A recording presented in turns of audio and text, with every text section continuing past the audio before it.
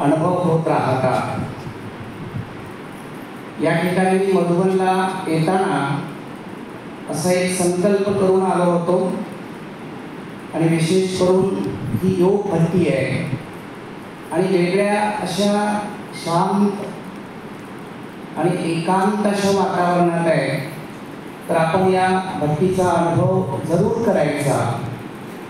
पण दुसरी गोष्ट इथं आल्यानंतर हे लक्षात आलं की मेजॉरिटी 80-90% भाऊ बहिणी नवीन आहे आणि एवढ्या वर्षाच्या अनुभवावरून माहिती आहे की नवीन भाऊ बहिणींना भट्टीमध्ये कितपत बसणं जमतं, कितपत ते कार्यक्रमाचे आणि क्लासेसचे डोस आतमध्ये पचनी होतात हे माहिती आहे।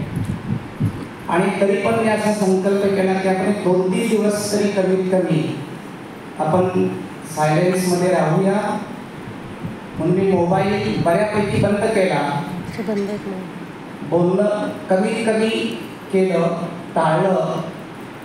कारण योग भट्टीमध्ये जोपर्यंत मुखाचं मौन आणि मनाचं मौन राहत नाही तोपर्यंत पाहिजे तशी आपण अनुभूती करू शकत नाही।